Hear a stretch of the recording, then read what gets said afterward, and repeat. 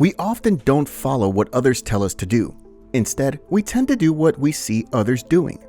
This is important for making ourselves and others feel good. We all have problems, and sometimes things get really tough, but deep down, most of us want a meaningful life full of connections and happiness. However, it can be challenging to stay in that happy state. In today's video, we'll explain how our brain doesn't always help us be satisfied, and more importantly, we'll share how we can change that. And if you want to discover more about personal development and mental health, make sure you subscribe to our channel. Happiness is not just about thinking positively, it's about taking positive actions. It's like a skill that we can practice and improve. So let's look at how we can do that. Have you ever been in a situation where you felt really anxious about something, and even though you knew worrying wouldn't make a difference or improve the situation, you couldn't stop worrying? We all experience this. If we could simply use our mind power to switch to happy thoughts, we would have done that already and moved forward.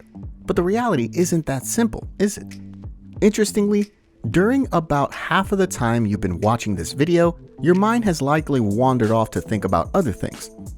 Our minds wander approximately 46.9% of the time we're awake, showing that our thoughts have a mind of their own. It's not easy to create happiness by merely controlling positive thoughts. In fact, it's pretty challenging, and it might even seem impossible. It's time we focus more on this aspect. How can we take positive actions to change our lives truly? As you know, it's quite hard to manage our thoughts. Therefore, we stand a better chance of controlling our actions and behaviors. Building well-being through positive activities rather than just positive thinking is more effective. Moreover, we tend to see ourselves as logical beings who analyze situations objectively, similar to how computers process data. However, in reality, this perspective is far from being truly objective. This is actually beneficial.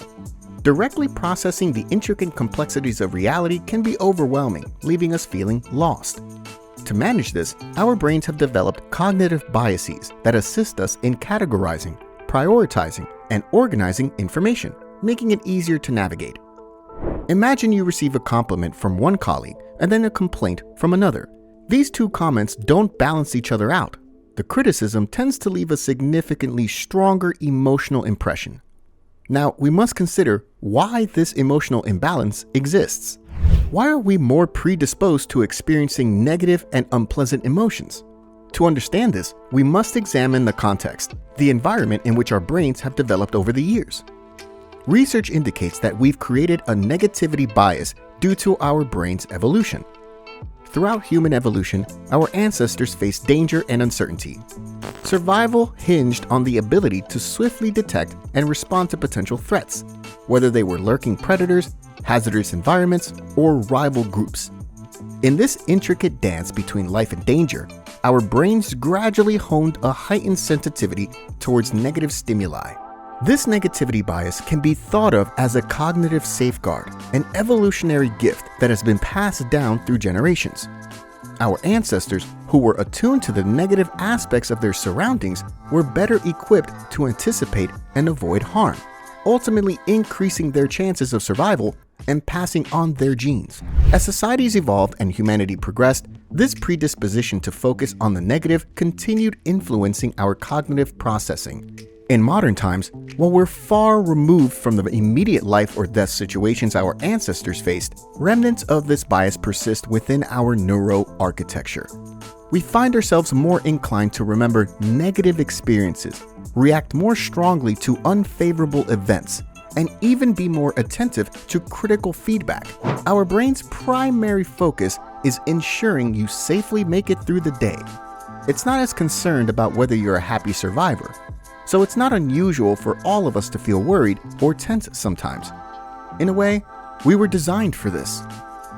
However, most of us want a different kind of life, filled with meaning, connections, and happiness. The good news is that happiness isn't something you find outside or something you either have or don't have. It's a skill we can all develop. The problem is that we just don't do it. Before we dive into this video's primary content, hit the subscribe button and join our growing community so that we can learn and grow together. Now, let's explore how we can develop these habits. Based on various research, having healthy relationships is just as crucial, if not more so, than maintaining a good exercise routine and eating well. In fact, it might even contribute to a longer life. Therefore, looking after your relationships could be one of the most impactful steps you can take toward happiness. It's like finding the much-awaited secret to well-being, similar to discovering the best nutritious food for your life. Research has shown that happiness is not tied to wealth, fame, or working excessively hard. Rather, it is intertwined with our relationships. It's not about having countless friends or being committed to a partner. Instead, what truly counts is the quality of these relationships.